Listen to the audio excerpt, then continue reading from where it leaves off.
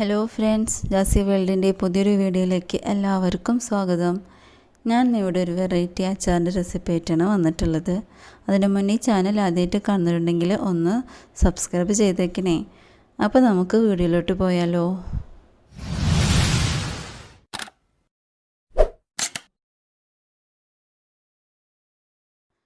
അതിനു വേണ്ടി ഒരു 15 ചെറുനാരങ്ങ എടുത്തിട്ടുണ്ട്.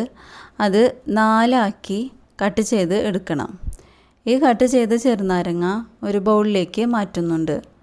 അതിലേക്ക് ആവശ്യത്തിന് ഉപ്പും ഒരു 1/4 ടീസ്പൂൺ മഞ്ഞൾപ്പൊടിയും ചേർത്ത് നന്നായിട്ട് ഇളക്കി കൊടുക്കുക. ഇതൊരു ഈർപ്പം തട്ടാത്ത രീതിയിൽ ഒരു 2 ദിവസം സൂക്ഷിച്ചു വെക്കണം. ഒരു 3-4 മണിക്കൂർ കൂടുമ്പോൾ നനഞ്ഞ സ്പൂൺ ഉപയോഗിക്കാതെ ഇതൊന്ന് ഇളക്കി കൊടുക്കുക വേണം.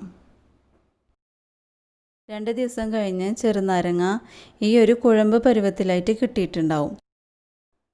ഒരു പാത്രം അടുപ്പത്ത് വെച്ചിട്ടുണ്ട്. ഇത് ചൂടായി കഴിഞ്ഞാൽ അതിലേക്ക് ആവശ്യത്തിനുള്ള എണ്ണ ചേർത്ത് കൊടുത്ത് 1 സ്പൂൺ കടുക് പൊട്ടിച്ചെടുക്കുക. 4 വറ്റൽമുളക് ചെറുതായി അരിഞ്ഞതും കറിവേപ്പിലയും കൂടിയിട്ട് ഒന്ന് മൂപ്പിച്ചെടുക്കണം. ഇതൊന്ന് മൂത്ത് വരുന്നതോടുകൂടി നമുക്കൊരു 10 അല്ലി വെളുത്തുള്ളി ഇതിലേക്ക് ചേർത്ത് കൊടുത്ത് ഏകദേശം ഒരു ബ്രൗൺ കളറാകുന്നത് വരെ വഴറ്റി കൊടുക്കണം. ഇനി ഇതിലേക്ക് ജിഞ്ചർ ഗാർലിക് പേസ്റ്റ് ചേർത്ത് ഇതിൻ്റെ ഒരു പച്ചമണം മാറുന്നത് വരെ നന്നായിട്ട് വഴറ്റി കൊടുക്കണം. ഇനി ഇതിലേക്ക് എടുത്ത് വെച്ച ചെറുനാരങ്ങ ചേർത്ത് നന്നായി മിക്സ് ചെയ്ത് കൊടുത്ത് ഏകദേശം ഒരു 10 മിനിറ്റ് വരെ ഇത് മൂടി വെച്ച് വേവിക്കണം. ഇതിപ്പോൾ 10 മിനിറ്റ് കഴിഞ്ഞിട്ടുണ്ട്. ചെറുനാരങ്ങ നമുക്ക് ഈ ഒരു പരുവത്തിലായി കിട്ടിയിട്ട് ഇനി ഇതിലേക്ക് എടുത്ത് വെച്ച ഈത്തപ്പഴം ചേർത്ത് കൊടുക്കുക.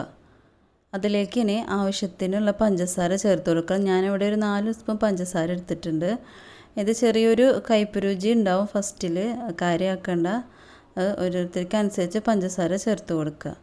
ആവശ്യത്തിന് വിനാഗിരിയും ചേർത്ത് നന്നായിട്ട് മിക്സ് ചെയ്ത് കൊടുക്കുക. എന്നിട്ടൊരു ഏകദേശം ഒരു 5 മിനിറ്റ് വരെ ഞാൻ അത് വേവിച്ചെടുത്തിട്ടുണ്ട്. ഏകദേശം നമുക്ക് ഈ ഒരു കളറായിട്ടാണ് കിട്ടേണ്ടത്. ഇനി ഫ്ലെയിം ഓഫ് ചെയ്ത് ഒന്ന് ചൂടാറിന് ശേഷം 1 സ്പൂൺ കടുകും ഉലുവ വറുത്ത് പൊടിച്ചതും ഒരു സ്വല്പം കായപ്പൊടിയും ഒരു വലിയ സ്പൂൺ മുളക് പൊടിയും ചേർത്ത് നന്നായിട്ട് മിക്സ് ചെയ്ത് കൊടുക്കുക.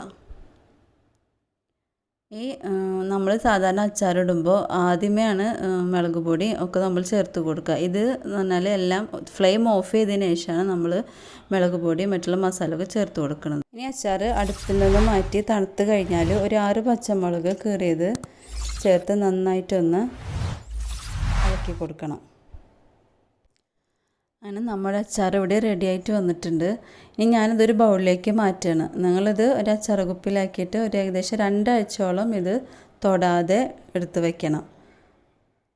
ഇത് നമ്മൾ പച്ചത്തേങ്ങ അരച്ച മീൻകറിയുടെ കൂടെയൊക്കെ കഴിക്കാൻ വളരെ ടേസ്റ്റാണ്. ഇതിലധികം എണ്ണയോ അച്ചാർ പൊടിയോ ഒന്നും ചേർത്തിട്ടില്ല. ഇത് നിങ്ങളെന്തായാലും ട്രൈ ചെയ്യണം. ഇഷ്ടപ്പെട്ട് കഴിഞ്ഞാൽ ലൈക്ക് ചെയ്യുക, ഷെയർ ചെയ്യുക. നിങ്ങളുടെ അഭിപ്രായങ്ങളൊക്കെ കമൻറ്റ് ബോക്സിൽ അറിയിക്കണം.